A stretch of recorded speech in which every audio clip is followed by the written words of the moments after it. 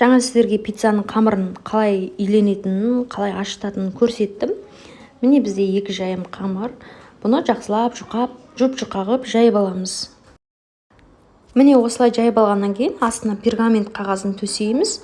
Яғни қамырымыз қатты қалың да болмау керек, қатты жұқа да болмау керек. Енді соусымызды жаймалап осылай жағып шығамыз.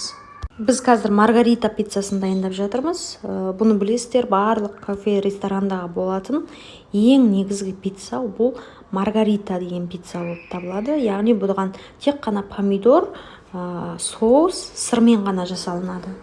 Соусымызды қатты езілтіп жақпаймыз. Міне көріп тұрғандарыңыздай осылай жұқалап, жаймалап жағып шығамыз.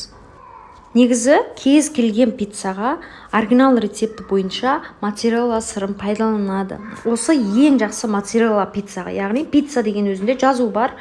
Бірақ бұны қымбат десеңіздер, онда жай сырды да қолдануға болады. Міне сіздерге қазір қабын көрсетемін. Суретінде осы жерге қойып қоямын. Аты Como Country деген сыр.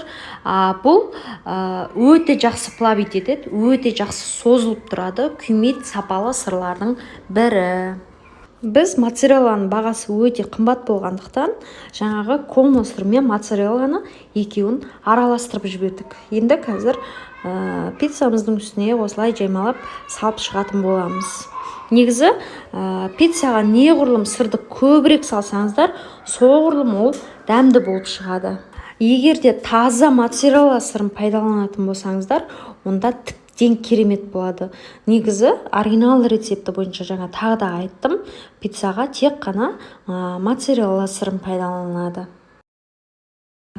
Маргарита пиццасына міндетті түрде қызанақтар қойылады.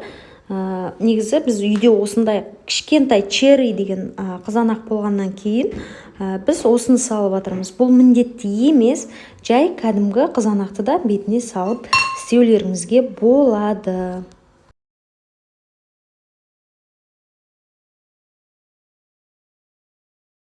Енді біз пиццамызды пісіру үшін отымызды, яғни духовканы ең шегіне қоямыз. Мысалы, менде 250, сол үшін мен 250-ге қойдым. Егер сізде 350 болса, 350-ге қойыңыз. Кәдімгідей шегінде тұру керек. Сосын міндетті түрде духовкаңыз алдын ала қызып тұру керек. Міне біздің пешіміз қатты қызып тұр. Пиццамызды уже жібереміз. Пиццаны 10 минуттан артық пісіруге болмайды. Сыры күйіп кетеді. Максимум 5-тен 7 минутқа дейін ғана пісіреміз. Пиццамыз уже пісті. Бізде түнде рецепті түсіргендіктен, яғни пиццамыздың қызарғаны жақсы көрінбей қалды. Бірақ шын мәнінде кез келген пицца уже 5-тен 7 минут аралығында қамыры пісіп шығады. Міне осындай керемет дәмді пицца болып шығады. Енді бұның дәмі деген керемет, міндетті түрде жасап көріңіздер. Бұл бізде маргарита пиццасы.